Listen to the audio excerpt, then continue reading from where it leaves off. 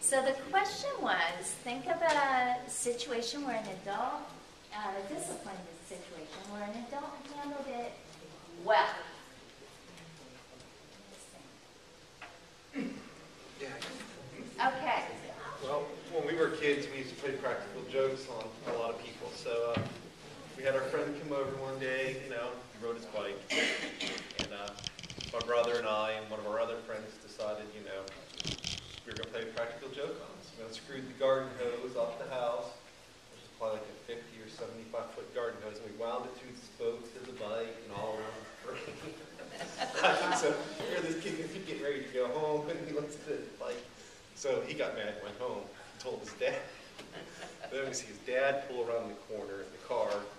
He just rolls down the window. He looks at us, and he's like, "Fix it, make it right. I'm waiting." That's all he said. So we had to sit there, uncoil the hose. When we were done, he just looked at his son and said, "Keith, please go home." I mean, he didn't yell or didn't do it because we're expecting the worst, but he just said, "Fix it." You did get the worst yet, and coil. Yeah, we had to fix it, what we did, but I mean, he could have handled it totally different. Got out, yelled, walked up to the door, told our parents, but no, he just rolled down the window. But he was a pretty big, intimidating guy, so we just listened to him and decided we better make it right. Well, and I'm gonna label what you did. That's called a logical consequence.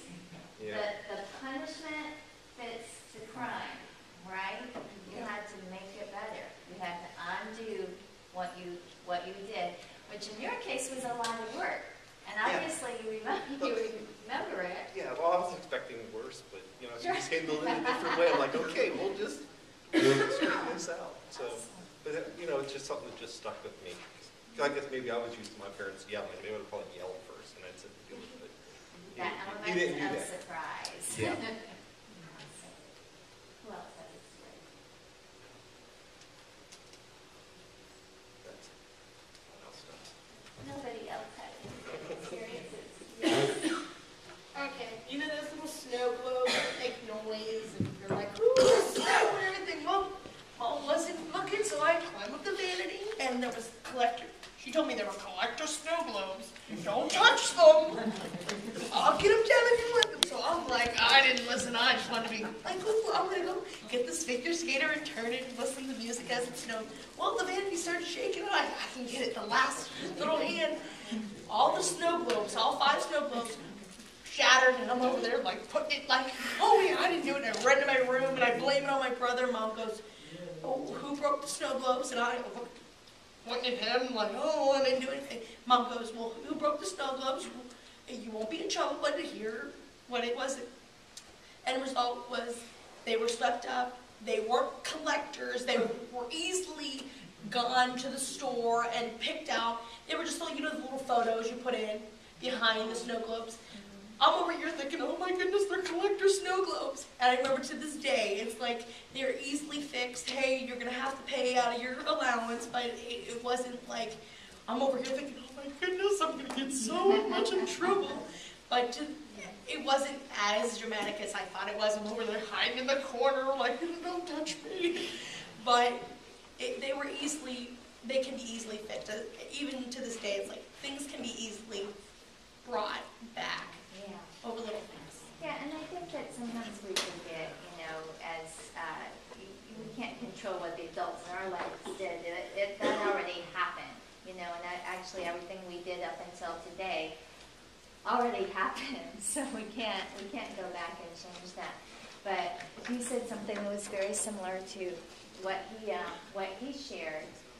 There was a logical consequence. You said you had to save your money to replace those. Oh, yeah.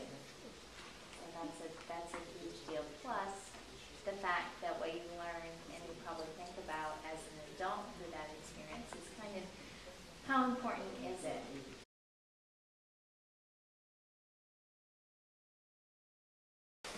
So going back to this teaching. Going back to teaching the skill that the child doesn't have. Some of you might have heard my spiel about scissoring before, but for me, it helps me to really see it the way that it is. So I use the example of scissoring. Some of you I know are pre-K teachers. So what's happened in the last several years with the VPK is we're getting many children coming to school for the first time at 4 years old with no previous experience. Now we're realizing how important it was, how important those toddler teachers were, the 2-year-old teachers, the 3-year-old teachers, and preparing the children for this age group. But what happens as a teacher? What happens when you have a child who's 4 years old, and I use that age simply because by 4 years old, most children who have the opportunity know how to scissor. They know how to cut with scissors. So what happens when you get a child in care who's that age but can't do it? What do you do? Start from step 1. Yeah. You can. Yeah. Yeah, you start right back at the beginning. It takes a lot of muscles to scissor. So we have them tear, we have them play with Play-Doh, tweezers, absolutely. Giving them that opportunity to build those muscles. We show them how to hold the scissors, right? We guide them through it. Sometimes we sit behind them and do the hand over hand. Open, shut them. We hold the paper with this hand. We cut with this hand. Lots and lots of practice and guided support. Just awareness and a connect. Most of the 4-year-olds are saying they have your 4-year-olds do this by 4. Our therapist said they should be able to do this without even looking, but put your kids in a group. Even Indian style, crisscross applesauce, it's amazing how many of those kids can't sit like that. Not because they move, they just can't get their legs crossed. Right. They don't have that muscle memory. They don't have the coordination. It's something that if you do it over and over and over, you get it. You don't even have to think about it. Those kids who've been doing it forever don't even have to think about how to sit crisscross applesauce. The children that start out at a younger age tearing and doing Play-Doh and all of that, they don't have to think about scissoring.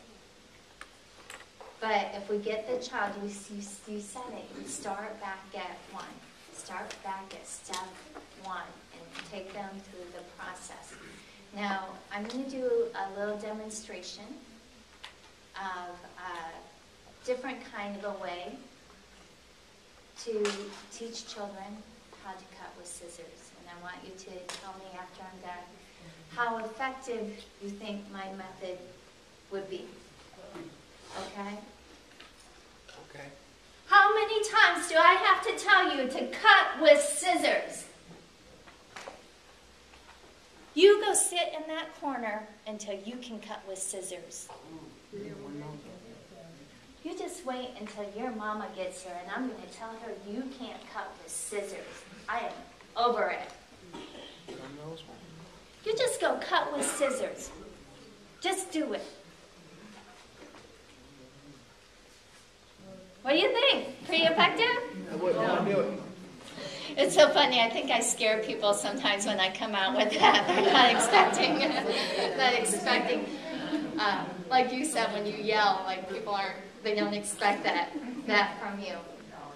Not effective at all. Yet, if I was talking to you about a 4-year-old that was hitting their friends, how many times do I have to tell you to stop hitting your friends? You just go use your words.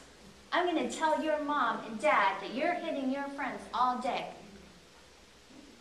You go sit in that corner until you can stop hitting your friends. Somehow that seems okay, doesn't it? I mean, I know it doesn't to you guys, because you guys are here. You guys are here. You wouldn't be here today unless you didn't agree that there was a better way.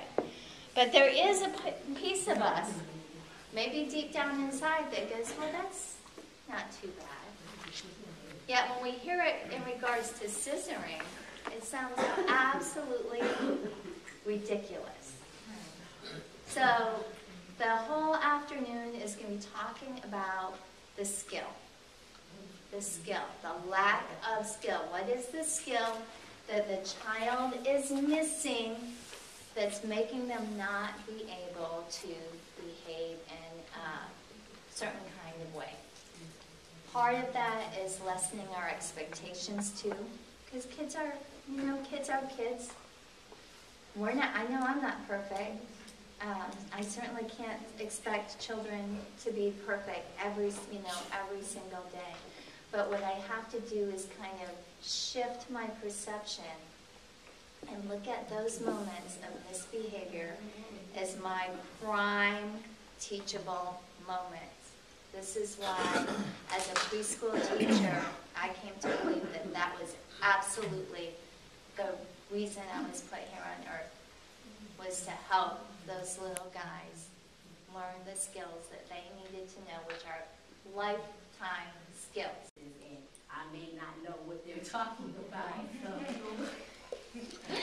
And those of you, the infant, toddler teachers, that is so important to you. So we are modeling everything we do as a model. The way I react to everything, I am on the whole time. When we go into our lecturing and whatever, sometimes children hear the wah, wah, wah, wah, wah, wah. They don't, but they see what we do. And we send them mixed messages. Oh my gosh, do we send them mixed messages?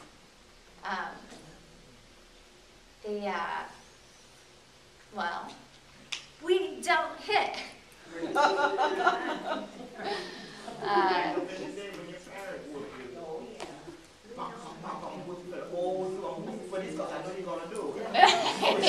That punishment in advance, I can just tell that you can do it. We do all kinds of things. We touch children about not lying. We always tell the truth. But when my mother-in-law calls, I say, I'm in the bathroom. Right? Come on, I'm not the only one that ever did that, am I?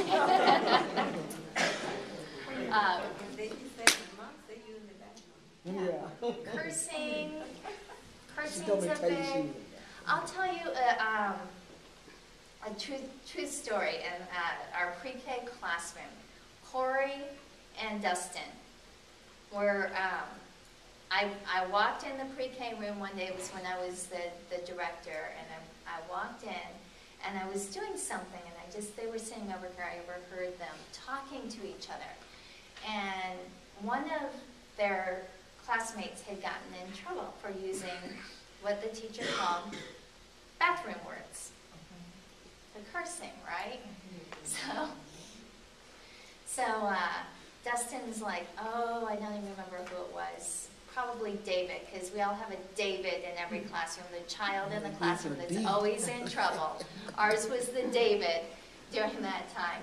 David got in trouble, and Corey's like, yeah, he used bathroom words. And Dustin's like, yeah, you're not allowed to use bathroom words at school. And Corey said, swear to God, Corey goes, yeah, you can't use bathroom words until you get big.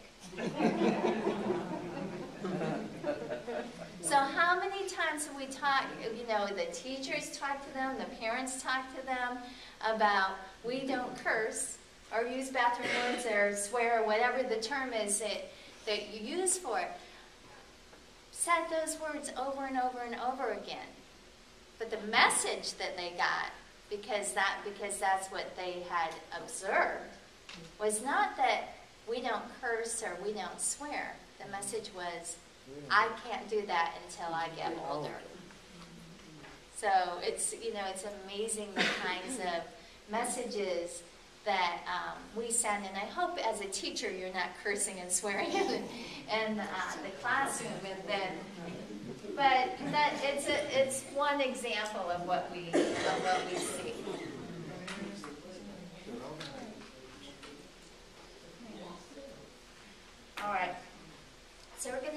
little bit about the motivation for behavior and the different ways that we motivate children to behave. Fear, acceptance, reward. Those are the three top dogs. There are several other ones that kind of go in between, but fear. Wait till your dad gets home. Go out and get his switch. I know you're going to do it, so I'm just going to whoop you now.